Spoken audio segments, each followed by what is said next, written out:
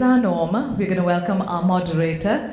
Ladies and gentlemen, advisor with Delivery and Clearsynth Labs Limited, please put your hands together for Mr. Ryan Vegas.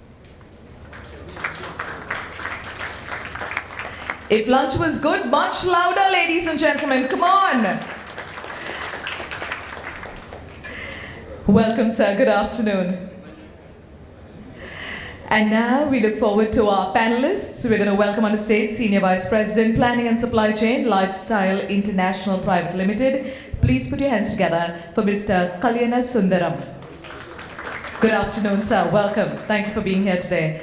Ladies and gentlemen, our next panelist joining us is Head Transportation and Warehousing, Pidilite Industries Limited. We welcome Mr. Mandar Kulkarni. Good afternoon. Welcome, sir. Taking his place, we're going to welcome our next panelist onto stage, Mr. Anirudh Banerjee, Executive Committee Member and Vice President, SCM, Spencer's Retail Limited. Good afternoon, welcome. Also joining us on stage, ladies and gentlemen, we're going to welcome Director Business, Yusen Logistics India Private Limited. Please put your hands together for Mr. Vinod Bahinipati. Good afternoon, sir. Please welcome on the stage Managing Director, FM Logistic India. We welcome Mr. Alexander Amin Sofiani. Good afternoon, sir. Welcome. Thank you for joining us.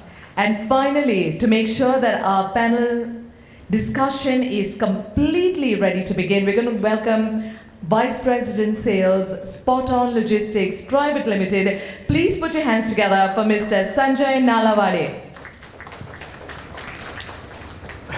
Well, to take this session forward, the theme being the next generation of logistics and supply chain talent, smart, simple, and secure. We hand over to our moderator, Mr. Ryan Vegas. Sir. Thank you.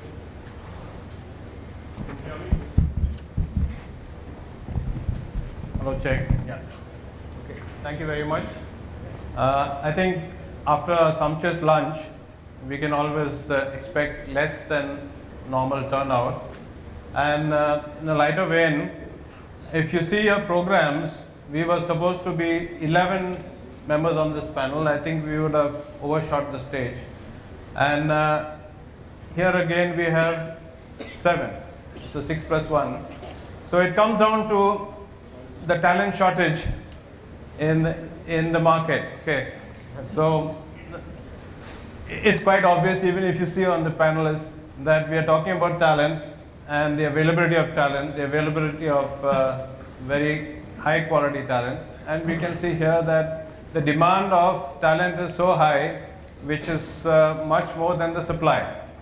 So fortunately for us, the organizers planned extremely well and planned for attrition. So we have a very full panel of six very esteemed panelists. They have come from different industries, as you must have already noticed. We have from the chemicals industry, we have from the retail industry, we have partly electronics, logistics, service providers, and also technology. Talking about talent in general, I think most of us would realize that when it comes to human talent, we see there is a huge opportunity. Some would always look at it negatively by saying that there's shortage of talent. But it's also a great opportunity for people, for employees, and for businesses to realize the opportunities of talent, the opportunities of training, the opportunity of employment, the huge opportunities. And yet, on one side we see the demand which is high, on the other side we see a lot of things which need to be done to make this happen. So today we plan to discuss among several things, what are the skill sets and capabilities, what are the gaps in supply chain talent, how to attract and retain talent, including female talent, how do we do collaborative relationships within the supply chain community, how do we have leadership development in cases of supply chain and logistics, and very important is the new millennials. How do we leverage the millennial workforce? they come with a different mindset, a different DNA, and how do we make sure that we attract, inculcate a sense of ownership for this new talent? Also, how do we have a coexistence between artificial intelligence and humans, especially in the case of logistics? And what would be the status of skill development in the logistics industries? And to take this forward, initially, I think I would request each of our panel members to kindly introduce themselves, the kind of role, the company they come from, and give a very short opening remarks about their next generation talent for supply chain and logistics. And I would like to start with Alexandra, who's one end. Alexandra, you could kindly begin. Hello everybody. So I am Alexander Amin Soufiani, Managing Director of FM Logistic India. FM Logistic is a global contract logistics company present in now 15 different countries with 30,000 people around the world. We are present in India since now 4 years after an acquisition of one of the important 3PL players in India. So we are present in pan-India, 4,500 people in India, more than 5 million square feet managed in our warehouses. We have started also our strategy that we follow globally in India, which is developing multi-customer facilities all around the principal consuming areas. Now we have started also constructing our own warehouses. We are in the warehousing and also the distribution part. So our aim is really to offer to our customers the global supply chain offer with the worldwide standards. So we are today one of the most important 3PL actors in India, focused only on contract logistics. So that's all. Thank you, Alexander. And just to make sure people, all of us are awake, I'd like to turn out to my extreme left, and I'd like Sanjay, if you could introduce yourself. Good afternoon. I'm Sanjay Nalabde, Vice President Sales for Spot-On Logistics. Now, Spot-On Logistics is a 7 years old company and mainly engaged into Surface Express and Air Express. We have 29 hubs and we serve 22,000 pin codes as of now. And this entire 7 years has been a long growth for us, and that has come from the people who are engaged into this business. We have a very good team who take care of this business. So mainly we serve into express logistic part. Yeah, thank you. Vinod, would you like to say something? Sure. My name is Vinod Kumar Vahinipati. I am taking care of Usain Logistics here on this desk. We are actually a Japanese multinational, very old company, NYK Group company. In India, we are there in almost 60 locations, covering all the states and entire value chain from freight forwarding, from supply chain, solution design, contract logistics, and buyers consolidation. Well, Rand, today is a very important topic what we are going to discuss, because it actually syncs with we are talking about a $5 trillion economy, and by 2025 we are targeting about almost about $7 trillion. And for that, logistics is something, that industry which is since long time is left behind or lagging behind in terms of skills and talents. So if we are not able to develop the talent, we are not able to manage the skill set of our team, probably we are daring in a situation wherein it's going tough. So we really need to address this session very, very carefully, and probably all my customers and all probably need to take note of that. Thank you. Thank you. Mandar, would you like to say something? Hello, I'm audible? Pidilite Industries is basically a 60 years old company. We manufacture Fevicol, Fevicryl. We have got 5 different divisions: Fevicol, consumer product, maintenance, consumer product, art, stationery, fabric, industrial product division, and construction chemical division. Pidilite basically we have almost 5,000 dealers and we have 15,000 work WSS wholesale stockists. We have to serve them, and we have almost 45 factories and job workers across India. 80% are mostly located in north and west. We also have 30 plus warehouses and depots from where we serve all these customers, and we have almost 3,500 SKUs to serve it. So it's if you see these numbers, they are really complex supply chain for us. So to have this, we have our focus on the customer. Basically, we are very customer sensitive organization. So we try to deliver basically on 3 parameters of supply chain, which are very key, like service, cost, and transparency in operations. So basically, in this way, we have also identified we have our own departments in the organization, like supply chain, which has got demand forecasting and supply planning department. We have logistics department and commercial department. So all these they work through a synchronization, and we try to deliver the products. So in case of service, basically on-time deliveries, damage-free deliveries, and basically fulfillment rate. So these are basically the key parameters of any supply chain. And for this, cost has to be optimum. So we work on those lines that there should not be any cost and service clashes, and we try to deliver the products to the customers within the stipulated time. We normally have our in-house development programs also. We take the outside talent from the good institutions, and we try to nurture them. So that talent is something which is also talent improvement is very important for us, and we do it very religiously. Thank you, Mandar. Kalyan Sundaram, would you like to say some opening remarks? Hi, good afternoon to all of you.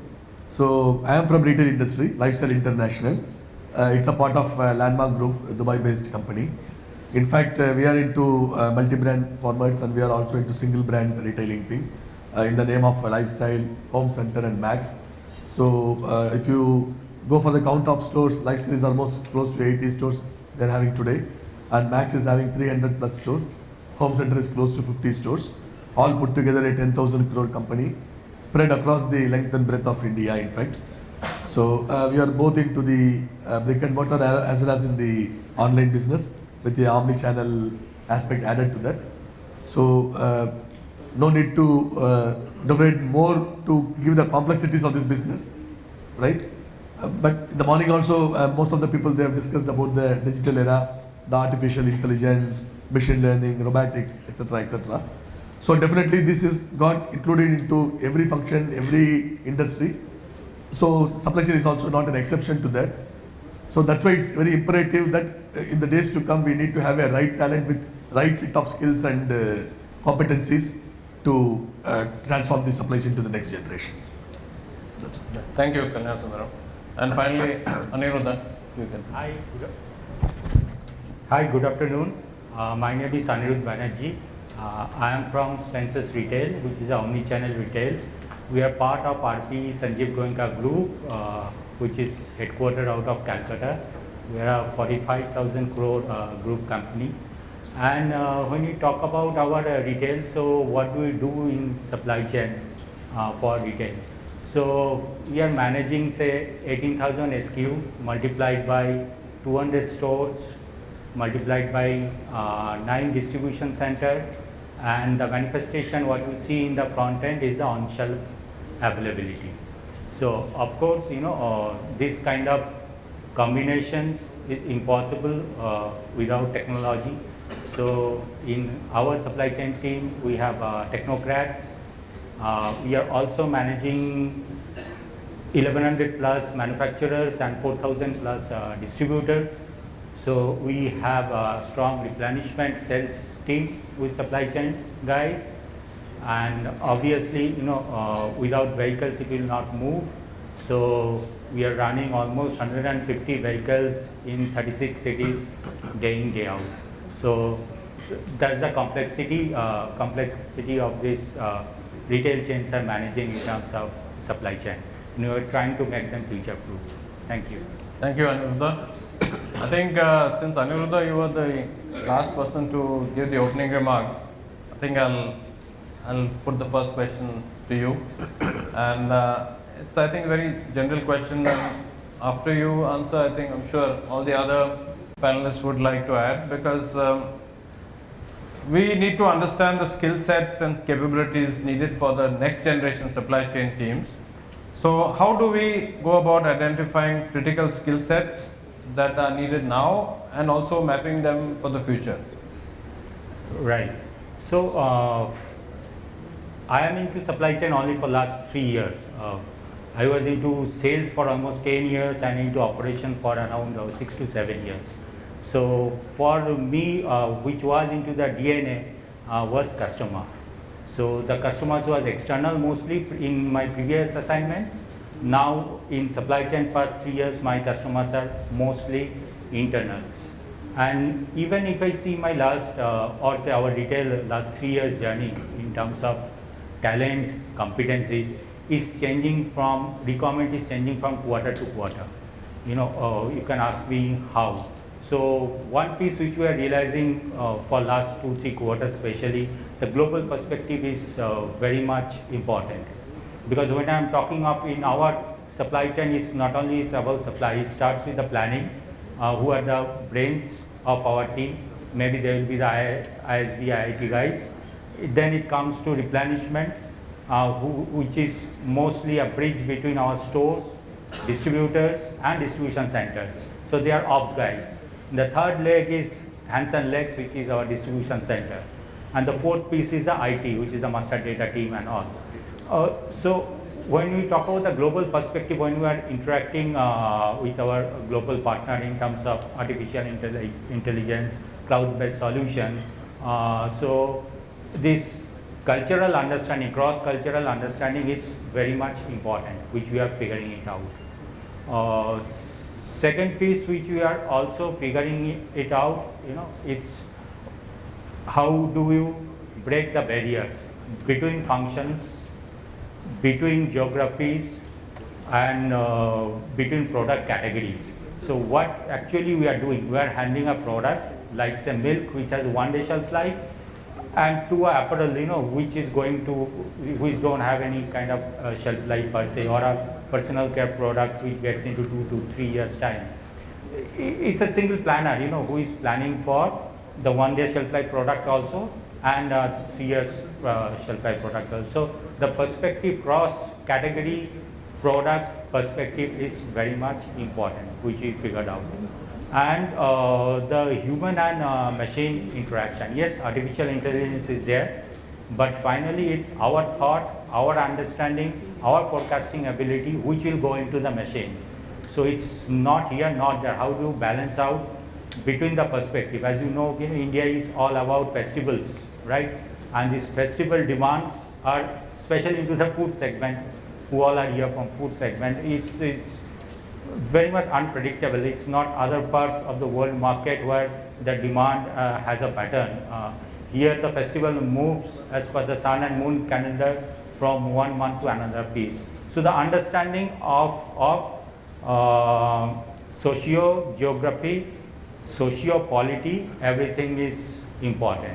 So what I am trying to say, that talent perspective, what we are looking at, one is the functional piece, which is the basic education, the algorithms, the transport understanding, the route management, everything. But more than anything, how we are on top of information, minute by minute, 24/7.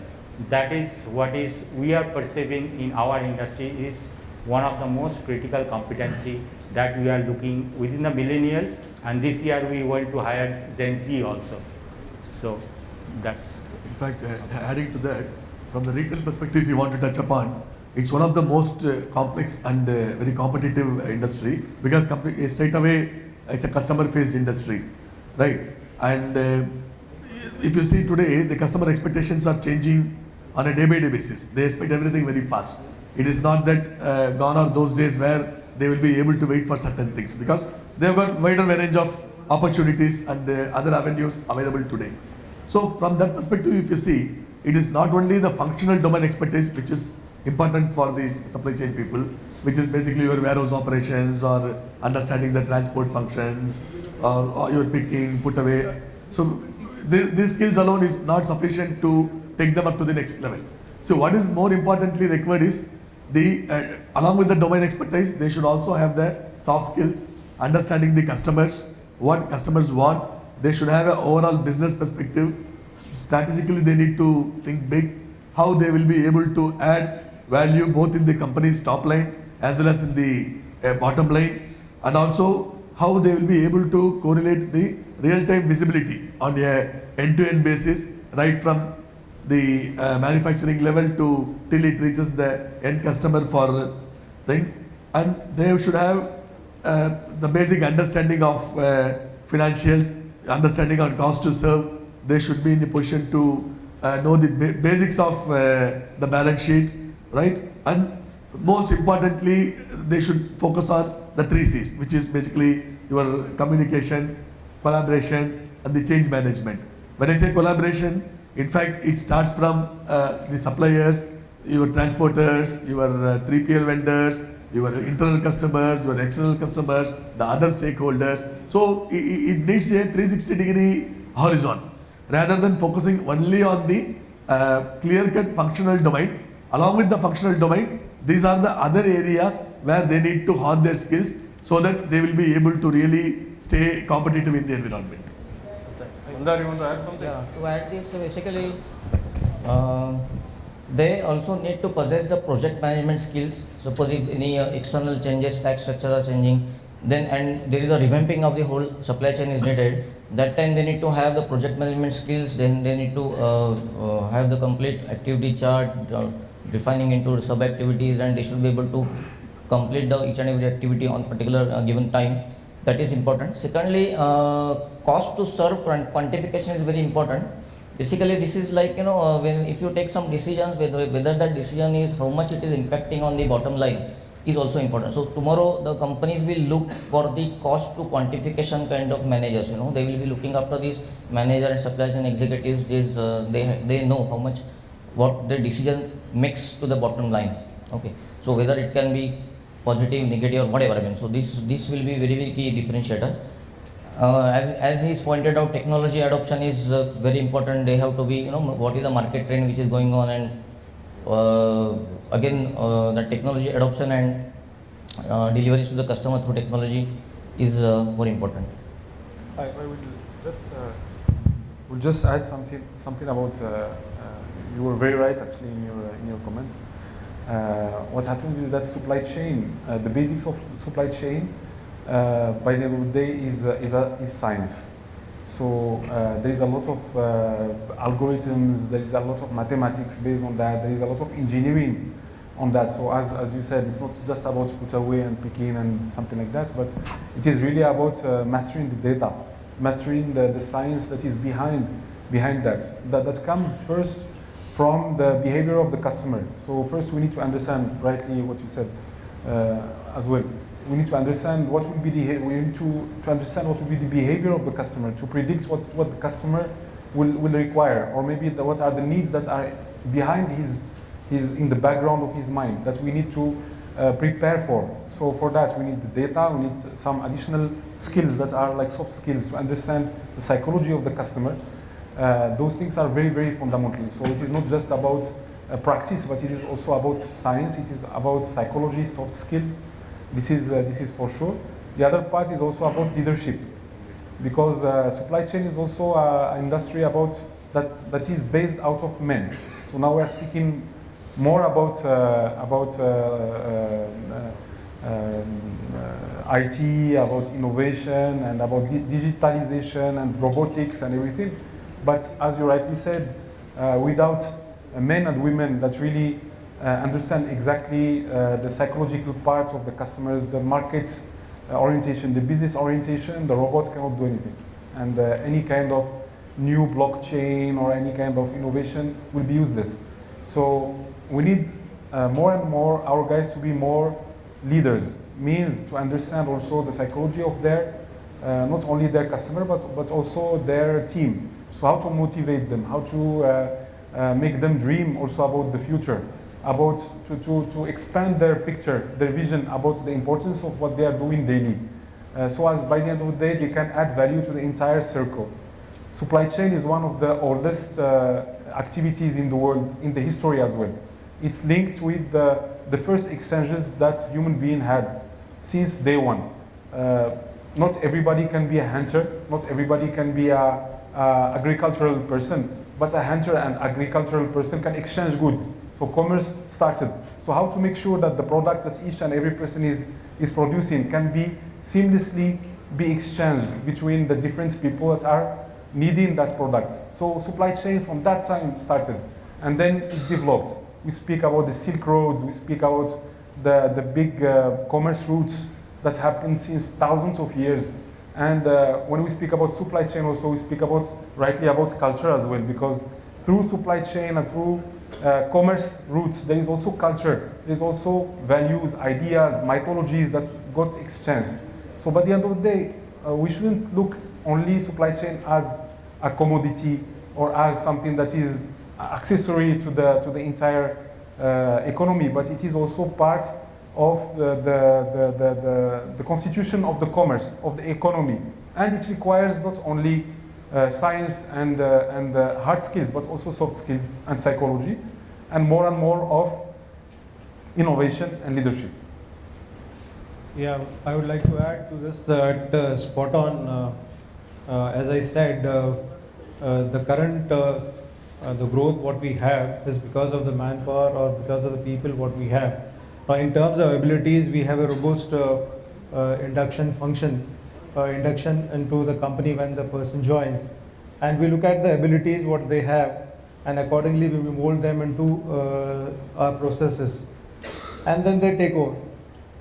Here the most important thing is that now today the person who is joining the company should have knowledge of bit of everything, right from IT till sales, till communication, till everything. So the person should have knowledge about everything, then only he can survive in this market, because the customer expectations are changing day by day. Today, yesterday what we were selling we were delivering in 4 days, now today customer is expecting in 3 days.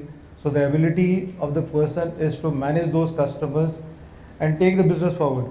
So that is what we are doing at Spot On, and I'm happy that we have good people around and we can grow with that. Yeah, thanks. I think this is a basic understanding of the skill sets which we require for supply chain and logistics.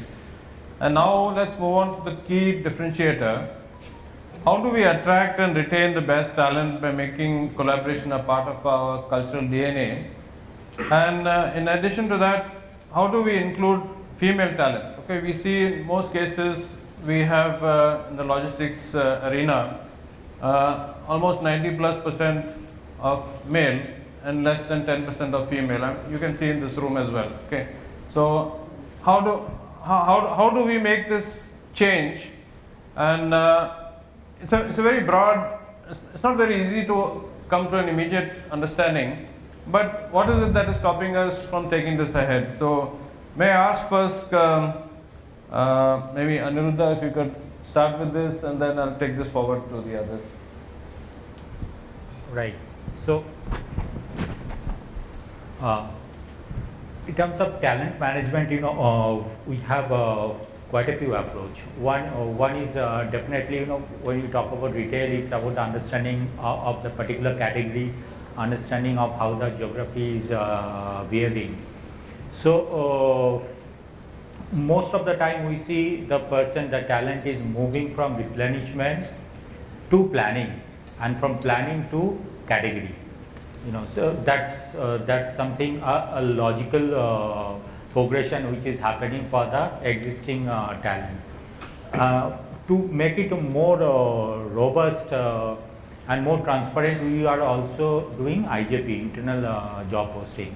So there, in past 1 year, we are figuring out people from finance,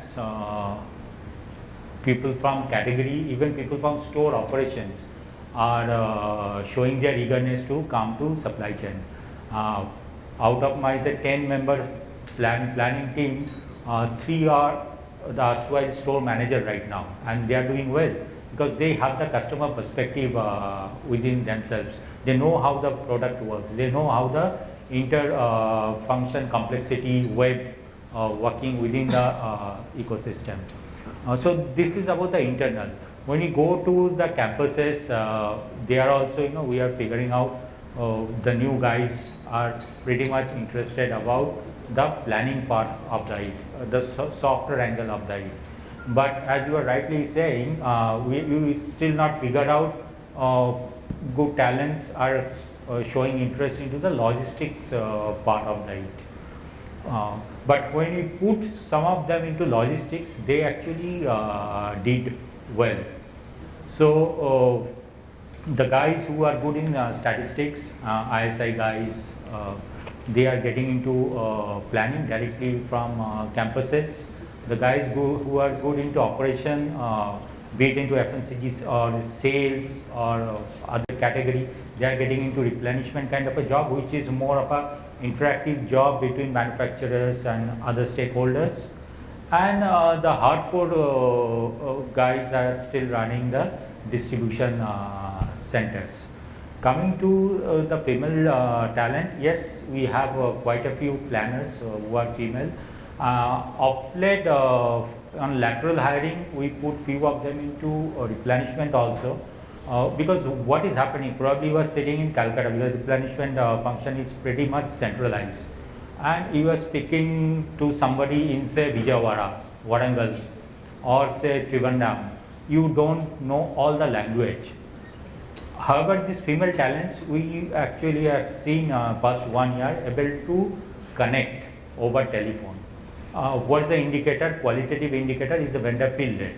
So as long as the vendor field rate, despite of not knowing Hindi is not a problem, so North Belt is not an issue for us, West is not an issue.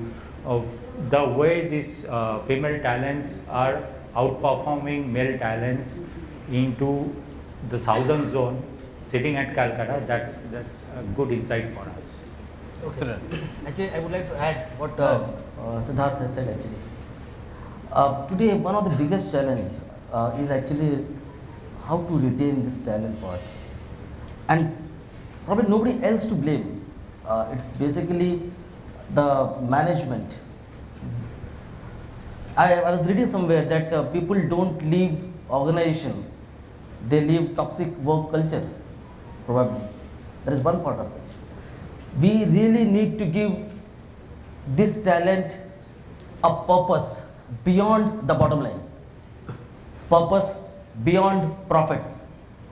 Probably this is where we need to play an important role, that an employee who is joining an organization should have a vision. Okay, fine, next 5 years or next 7 years, I am going to accomplish from here to here.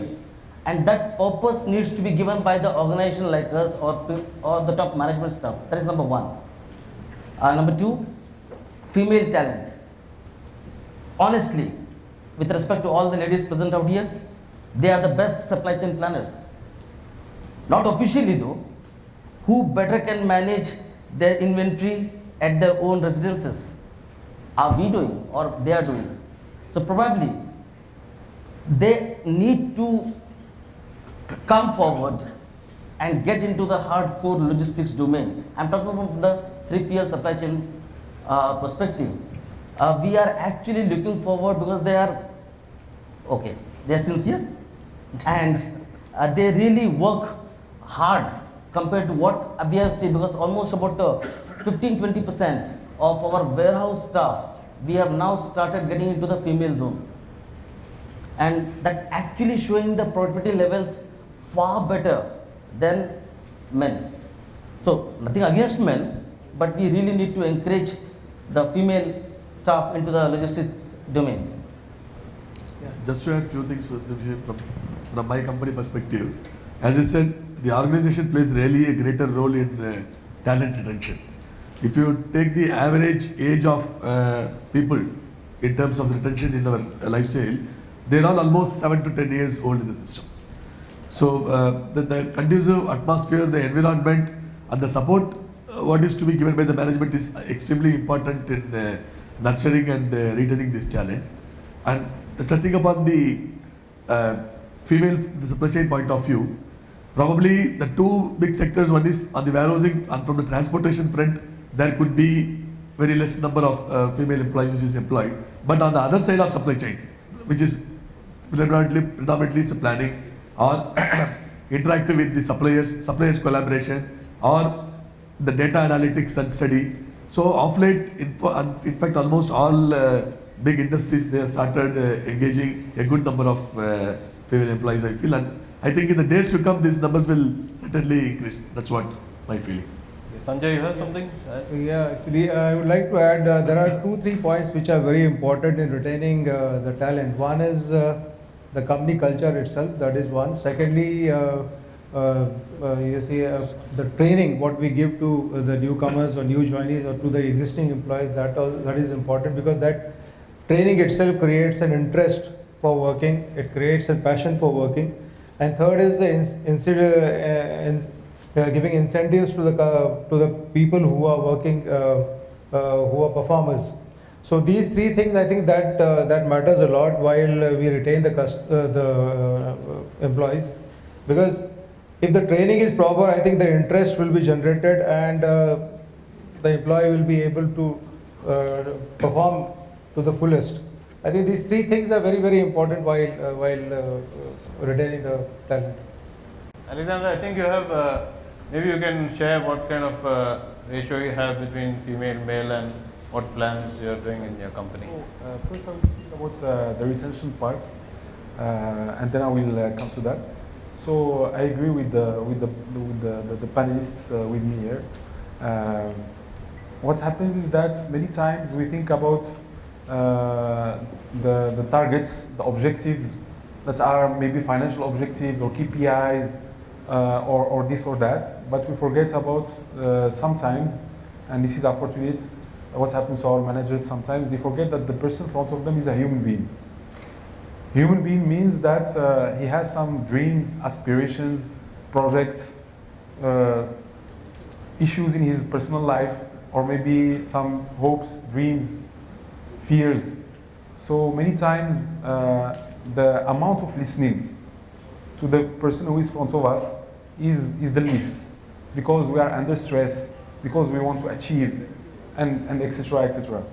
So for me, the most important to make sure that there is a perfect adherence between us and our teams and then retention is empathy. Empathy means like really to have an emotional connect with our people as much as possible. We are also human beings, being leaders of our organizations or managers. We have also our amount of stress.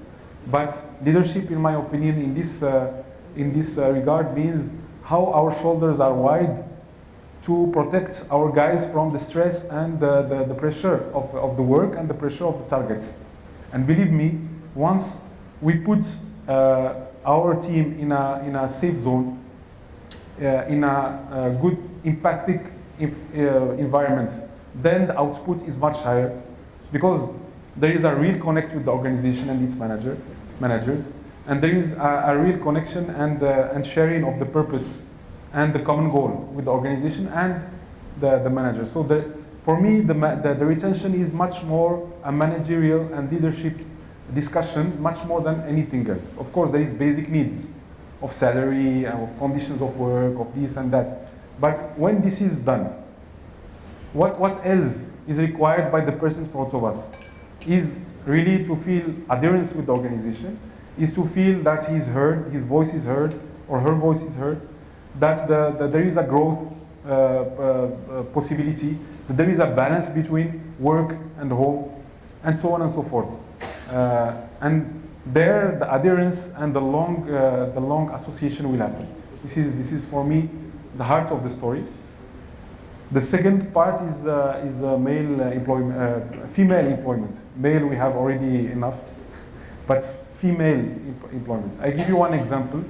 We are an international company, so one of our 2 million, 20 lakh square feet warehouses in Poland, one shed for IKEA, one of the biggest furnishing companies in Poland. There is 95% of female ladies managing this operation for FM there. 95, and it's one of the most performing warehouses we have globally. At all regards, safety, 5S, profitability, KPIs, customer satisfaction. Even the director of this big XXL site is a former forklift driver. She started from zero, and then she really got promoted to the highest level. So if it's happening in Poland, in US, in France, in China, in any country, I don't see why we cannot make it happen in India, for sure. Today, the industry in India is, there is more of a perception issue. The supply chain industry in India is seen to be like a very difficult industry, which is always in the outskirts of the city, far in the agricultural areas, or maybe difficult, not very safe areas and everything. But it is our duty and our responsibility as companies to make sure that we give opportunity to all the population. And because the most important for us is not only the gender equality, the most important for us is the skill set, is the competency. So wherever the competency lies, we need to make sure that we can put all the conditions to attract the biggest diversity possible, not only gender, but also culture, but also provenance, or like origin, color, and so on and so forth. So this is something very important. We started doing that during the last 4 years after the acquisition that happened between Spear Logistics and FM Logistics, and today it's very, very successful. Now there is around 20% of our 4,500 employees of FM Logistics India that are ladies at all the levels, not only at blue collar level, but at all the levels. And we can see that many of them have very good equal leadership skills. We want also to still develop that more and more, because the skill is everywhere. The competency is everywhere. You know that very well. To run, to walk, you need 2 legs. If you rely only on 1 leg, which is male, then you are really not getting additional skill and competencies from another 50% of the population, which is sad for our organizations. Now forget about being socially fair and everything. It's like more of performance. And this is what happens in all the developed countries as well. And we see that this is happening also now in India more and more. But the basic conditions and the basic attraction and additional effort that we need to do is not only our duty, but also it makes business sense. This is what I wanted to say. Thank you. Actually, I just want to share my personal experience. Whenever I go to a shopping mall, and when I go to the checkout section, I don't know why, I always go to a lady checkout section, because I find them much faster. Okay, I don't know what is it, but I do it regularly. And whenever, even if I'm going with my wife, I say, okay, let's go here. She'll be faster. And it's something to do with the ability of scanning, barcoding, putting it in the bag, and it's really done well. It's my personal practical experience, and therefore I still feel that why do we have this hesitation, or to not only attract but also get female employees or female staff to get into logistics. As Aniruddha already said, in the home, the lady takes care of the entire supply chain of the kitchen. Okay, so that it's already a natural ingrained talent. So I don't know why there is this phobia of feeling that it's a man's job, or it's a labor job, or it's a blue collar job. No, it's not like that. And I think it's for all of us to kind of encourage this resource which we have ready made. And whether it's male or female, it doesn't matter. End of the day, we need to get more efficiencies into the system. And if for a particular task a female has a better talent, I think we should encourage that task. Just to move on to a little different part of the discussion, we're talking about rethinking the leadership development. Okay, but I would like to link it, when you have leadership development to build high performing teams, in today's world, the leadership has to be able to manage the millennial workforce. Okay, the millennial workforce. You cannot have leadership in the old sense of the word. You need to have leadership who can manage, attract, retain, and to also make it attractive for the millennial who have a very short career span. I was talking to some of the younger generation, and they said, my plan is to work in each company maximum 3 to 4 years. That was the response which he said. My target is each company 4 years, move to the next company, and after 20 years I'm going to retire. So that was the mindset. Okay, so great if that is the mindset. But how do we as leaders, how do we engage the millennials to get the maximum? Because they are very smart, they are very impatient, but they are also very efficient. So can we have a short discussion on this? Maybe pitch on you again, Anuruddha, to begin with this. Huh? Yeah, so the next level workforce are also millennials, and as I told, this year Gen Zs are also coming with us. We thought from our generation they are impatient, but the traits of Gen Z, if you Google it, you'll figure out they're pretty fast. They talk very fast, their fingers on a phone are very fast because they can grab things much faster than us. So that they are doing. So our first challenge, but you are pretty much right, understanding with them, with me as a part of organization is 3 years. They are also very clear from day one, we also know. So how do we train them more so that they can give us more into 3 years and they can learn and they can just move on. Gone are those days, when people will plan for a decade, retirement, so they are not into that.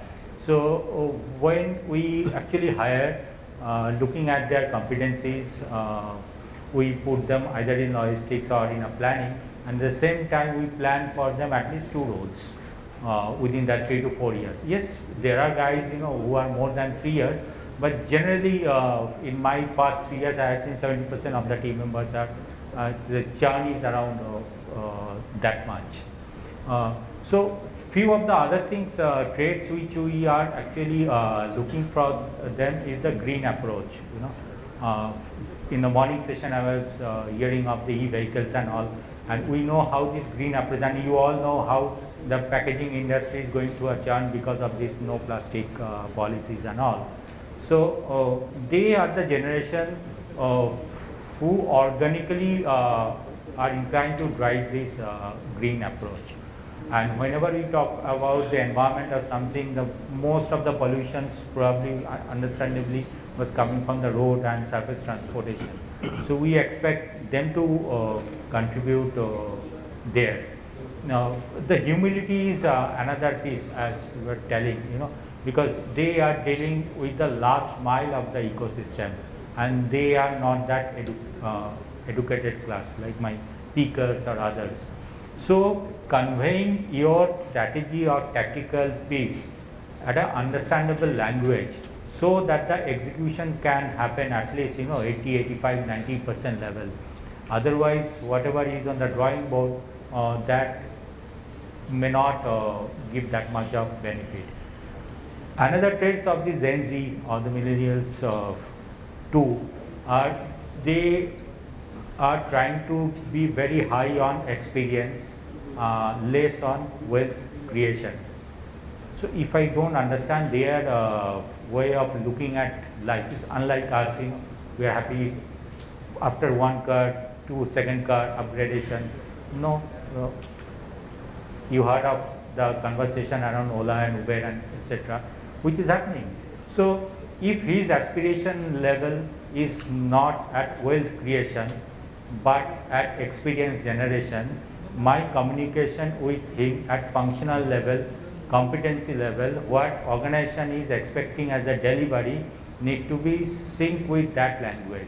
So communication is one piece with this workforce which is driving the productivity, which is a defining factor of productivity. The same thing, if I am not communicate with the language which can trigger energy into him, may not give me that much of output. The last piece which I think which I'll take a clue from the previous question. The cost championship. With them, as they are experience driven, the cost sensitivity is at a different level compared to say our generation.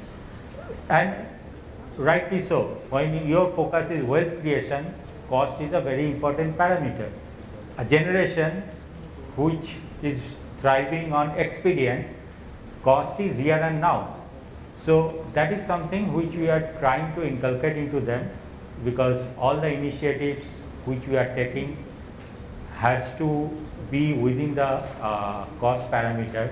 So we are trying to make them cost champion also. Thank you. Vinod, you would like to add something? Yeah. So Anirudh has spoken a lot about how millennials are actually taking this to the next generation. I would like to speak about leadership, because leadership is not a very small word. If you are director, you are a leader. No. Leadership is something needs to bring more leaders, make more leaders. Okay. And that is where a vision and mission of a particular organization actually does matters. So probably what I strongly believe that a true leader maybe is somebody who gives vision to his employees and make employees believe on his vision. Set up the transparency level across the chain, across the levels, and down the line people should believe their leader. Okay, fine, I am working with this leader and I am going in the right direction, and that is where a true leadership comes into play. So when we in our organization, when we talk about our downline team, be it a small picker. Yesterday I was there in one of my warehouse, and there was a blue collar employee who was working on that. I just, why you come to warehouse? Sir, pick pack. Now, from that vision that I am only here to do pick pack, then okay, I am here to provide leadership to my downline team, to guide them, to guide about processes, to guide about their own way, what they can do to bring their skills out is something very, very important. If that leadership skills are there in our industry, probably we can do much better. Thanks. I think Mandar, we've been quiet for a while, so I'm going to ask you the next question. Sure. Can you tell us, in your opinion, what is the status of development of the logistics industry, and why is logistics lagging behind in skill development as compared to other business functions?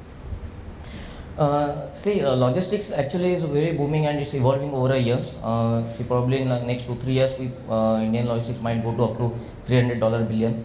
But when we are developing ourselves, we are having 13% as a CAGR rate, but our cost to GDP is also 13%, and in case of developing countries, it is about 8 to 9%. So there is a wide gap of 5%.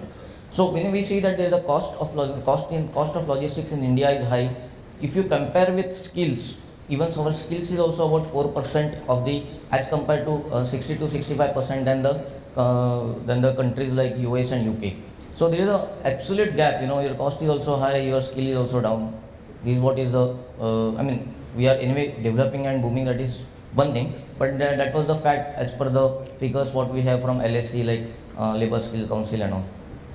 The main, there could be some few important things are like companies are, this logistics is a support function. They look also as a cost function rather than it's a value added function. But when it goes to volume and high number of SKUs, then yes, logistics is also a value added function. In case of so the thing is the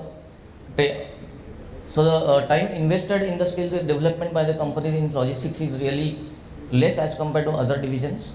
In case of there are a lot of unorganized players which are available in the market, like unorganized players like transporters. There are more than 5,000 transporters who are holding 5 to 8 vehicles in their name. So this and there are 3PLs. There are 1,000 3PL companies what we have in India, like ABC. So I'm talking about B&C, unorganized 3PL.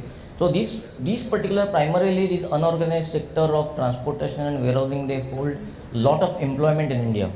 They employ a lot of people. And then if you see that we have about 12 million people working in logistics sector. So about 8 million are employed by these unorganized sector, and then there is a cost consciousness for them. They have limitations, constraints, and then that is why it affects basically skill upliftment of the labor or any strata of the manpower of the organizations. There is a scope for the collaboration with the different companies, similar companies, like for example, chemical company can collaborate with chemical company, food industry can with food. So there is a lot of infrastructure and transportation facilities can be shared among the similar looking industries. These particular, when it is going at a slow rate, yes, the less knowledge is getting imparted by the executives of logistics, and these are again the practicality which is basically they would like to learn, but then which is happening at a very slow rate. So less exposure towards collaboration, slow growth rate of there are a lot many 3PLs which are going. If we want to go to more of a hub and spoke model, there is basically 4 PLs which would like to eventually grow in their part as compared to 3PL. So slowly these 3PL should get migrated into 4PL. So you have got hub and spoke model. So there is a lot of project management things which are there, but then there is a potential into it, but then which is still unlocked. So we need to look into that, so that the hub and spoke model continues with the help of government, where the dedicated freight corridors, MMTCs, Sagarmala, these are all projects which comes. So these will be helping that 4PL can be grown, and then there is obviously skill development which will happen eventually through that. There is a rapid growth of auto, pharma and retail companies in last 5 to 6 years, and if you see the rate of growth of this industry is much higher than the rate of skill development in this particular sector. So that's why there is still a wide gap between this. I mean, there is a fast customer tastes and behaviors are changing so rapidly, and you need to match with them, but at the same time your training is, this is all practical things, so which is slowly which is happening. Fewer academic coverages, like we have got logistics development programs at fewer institutions and universities. So probably on this front, some development should happen. Seasonality of demand, if you are for skilled manpower, in certain cases you might take them, but then in lean period you might relieve them. But once after relieving, you again, it's very difficult to get this skilled manpower on the board. So this is also affecting basically and then it's again a short-term development for them. Employability quotient improvement, these are things basically these are to be explored. These are not still explored. So probably these things, once we grow in the logistics sector, probably we'll have to take care of this. So basically these are the things which is affecting the skills, which is what probably we have got great potential to unlock them. Alexander, would you like to respond? So, investing in facilities or IT or technology without investing equally or even more in human resources skills will be useless by the end of the day, because from a pure business perspective, if you want to have a greatest ROI from all the investments you do, you need to have capable people with the right skill sets in the right position. And this is the challenge. This is the challenge not only of supply chain industry, but this is the challenge of the entire economy. The only difference we are speaking about is that this issue is much more in the supply chain industry today in India, because till the last 5-6 years, the supply chain industry wasn't that much organized, and it wasn't even recognized by the government as a specific industry. Now today there is a lot of movement on that regard. If you see also in terms of the strongest engineering and management schools, they don't have all of them specific high-level programs of supply chain. Now it is changing very quickly. It is very positive. It will help for sure to have very good talents coming to our companies. But the most important as well is like the capability or the ability of the organizations to develop the skills inside the company, not only from the universities or from the markets, but inside the company, because we are speaking about humans again. It is supply chain is a human industry, which means that it is there to manage large number of suppliers, large number of people inside the company. So it requires a lot of soft skills, a lot of psychology, a lot of leadership. And this, unfortunately, no school will make you very fit in that. It is either something natural or it is something that is taught during the experience. And this is our responsibility to create internet programs. And this is what we do at FM Logistics India. We have launched two organizations inside our organization. One is called FM University, which is that has already trained 2,500 people in the last 2 years about leadership, about soft skills, and about also the basics of the operations. The second one is another initiative we have called Hamare Sitare, which is really to promote the best blue collars to become supervisors, to become white collars, warehouse managers, and supply chain planners, which is something very important. So there is a very structured programs. And we have also rotational programs inside our company where we see that a person who has really the right skills. And again, I come to the empathy part. I come again to the listening part. If we don't listen, we don't observe our employees and our co-workers, we won't see their potential. We won't see where they will fit the best. So by the end of the day, the skill is the most important, and the skill and the fitness of our human resources is in the heart of any business ROI at any point of time. Thank you. I think we have time only for one question from the audience, if there is. Is there any questions? Okay. Please, if you can state your name and the question to whom you are directing the question, please. My name is Neelam Pathak and I'm from Cummins, India. My question is, some of you touched on this topic of women in supply chain. Most of you talked about how good or efficient women are. And yes, it was very good hearing that. But, none of you talked about what are you exactly doing to get them in the supply chain? Because we still feel there is a lot of gap there. So if anyone of you could answer that. Yes, I will answer this part. So as I said before, globally and also now gradually in India, a lot of very huge multi-customer facilities are managed to 95% by ladies. Today in India, 20% of our staff are ladies at all the levels, and we are having a plan to have 50-50. And even today we see that many of our customers are also requiring that. It's not because of any kind of angelism. It's really because there is a huge untapped potential on the 50% of the population that is today not exploited. So when we started this program, we had barely 1% of ladies in our warehouses and in our operations. Today we are at 20%. How we could do that? One, the first step is like really on the basics. If a lady wants to come to one of our warehouses that are normally outside of the city and everything, there is a requirement of shuttles, a requirement also of some decent toilets. We speak about small things. Those are basics. There is a requirement also of very good awareness of all the men that are there in terms of POSH trainings. There is also a lot of trainings that we have done to all our warehouse managers and management people to really change their perspective, to really accept deeply, to give opportunity to 50% of our population in India to come and show their skill sets and be also confident to be in that environment that was always traditionally reserved for men. So there was one part related to facilities, related to a lot of resources that we have provided to allow ladies to come, because before even you won't find even a lady toilet in our house.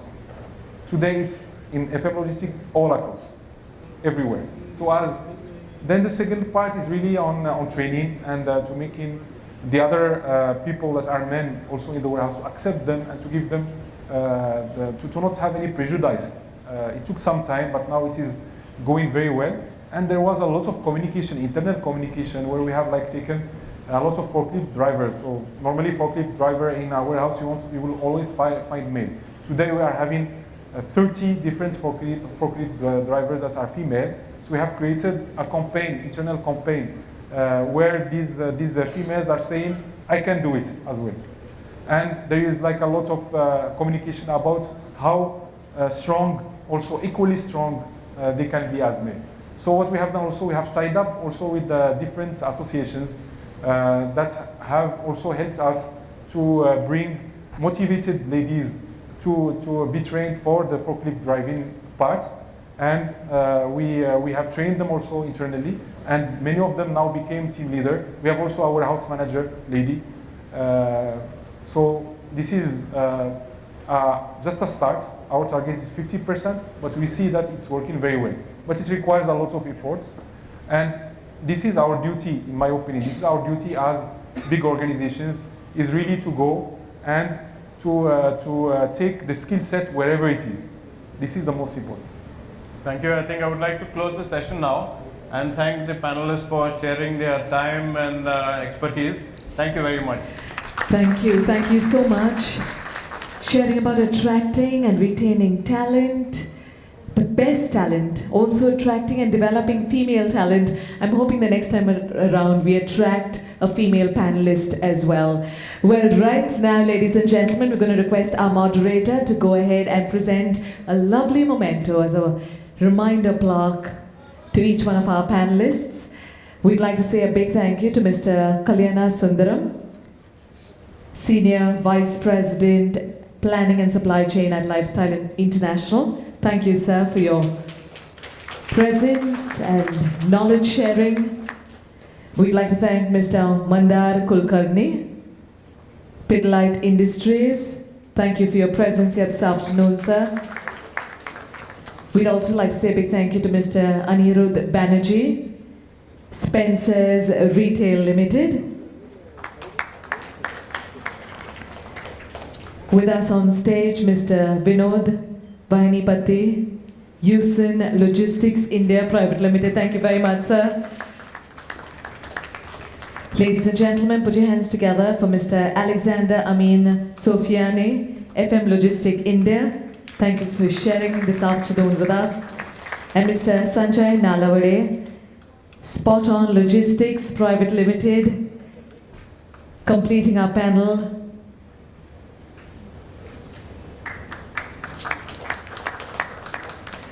And we request Mr. Kalyana Sundaram to please do us the honors and present a beautiful memento to our moderator, Mr. Ryan Vegas. Thank you very much, sir. Ladies and gentlemen, a loud round of applause. Let them attract it. Thank you very much. We're going to take a group photograph, please, with all our panelists and our moderator right here as O9 Solutions presents the 13th edition of Express Logistics and Supply Chain Conclave in association with Safe Express.